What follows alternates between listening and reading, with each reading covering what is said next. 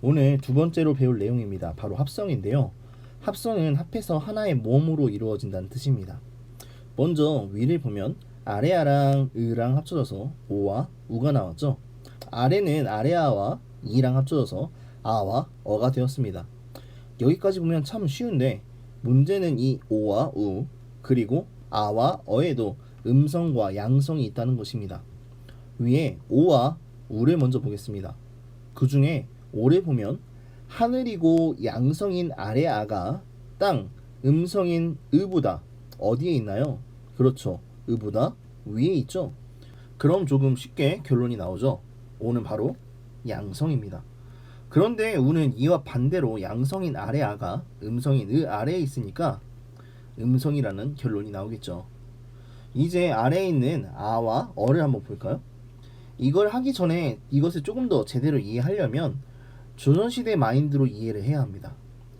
우리 엄마 아버지 세대보다 조금 위에 큰아버지나 할아버지 세대로 생각해보면 여러분들 많이 좀 들은 학생들도 있을 거예요.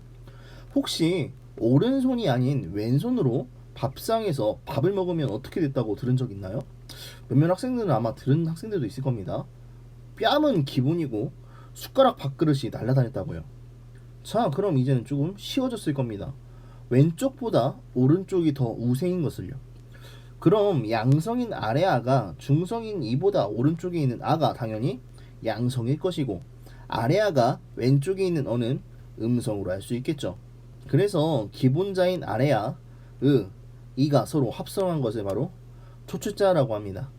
초출자는 훈민정음의 제작 원리가 담긴 훈민정음 해례본에서는 하늘과 땅에서 비롯되어 처음으로 생긴 글자라고 해서 초출자라고 설명했습니다. 그리고 합성 두 번째입니다. 이번에도 비슷하겠죠? 모양으로 보면 양성인 오에 아래아가 한 번 더 붙었기 때문에 요는 당연히 양성모음, 음성인 우에서 아래쪽에 아가 붙었기 때문에 유는 음성, 아랑 어도 마찬가지로 야는 양성, 여는 음성이 되겠죠. 이렇게 보면 모양으로 보면 이 글자들은 이미 만들어진 초출자에 아래아가 한 번 더 붙은 것으로 보입니다. 그런데 우리 현대국어 시간에 배웠던 것을 응용해서 소리로 한번 보도록 하겠습니다. 여기 나와 있는 모음들 요, 야, 유, 여 모두 처음에 시작하는 소리를 뭘로 배웠죠? 그렇죠. 반모음 이로 시작한다는 것을 우리 배웠습니다. 그런데 훈민정음을 만든 세종대왕께서는 이 점을 몰랐을까요? 아닙니다. 한번 사진을 보겠습니다. 이 책은 훈민정음 해례본입니다. 훈민정음의 제작 원리가 담겨있는 책이라고 계속 말씀드렸죠.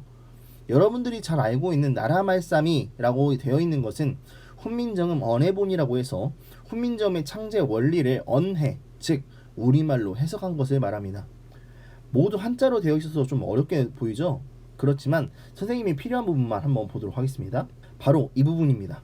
한자로 되어 있지만 여러분들 읽기가 힘들어서 제가 음을 붙여보았습니다. 요, 여, 오, 동, 이기여, 이. 이 말은 오늘도 도움을 받기 위해 선비님을 한번 불러보도록 하겠습니다. 네, 오른쪽에 선비님께서 이렇게 해석을 잘 해주셨네요. 요는 오와 같지만 이에서 시작한다. 이 말은 무슨 뜻인가요? 그렇죠. 세종대왕께서도 요를 발음할 때 이에서 시작한다는 것을 이미 알고 계셨습니다. 지금은 요만 이렇게 보여드렸지만 여러분들 처음 본 그 장에는 요뿐만 아니라 야와 유, 여까지 모두 이에서 시작한다고 나와 있습니다. 다시 보면 이 글자들을 정리하면 이렇게 되겠습니다. 모양으로는 초출자에 다시 아래아가 붙어서 만들어졌지만 소리로는 이에 초출자가 합해져서 제출자가 된 것입니다. 제출자라는 이름은 훈민정음 해례본에서 이에서 일어나 두 번째로 생긴 것이라고 이야기하고 있습니다. 즉 사람 이로부터 시작해서 초출자가 다시 만들어졌으니 제출자라고 하는 것이죠.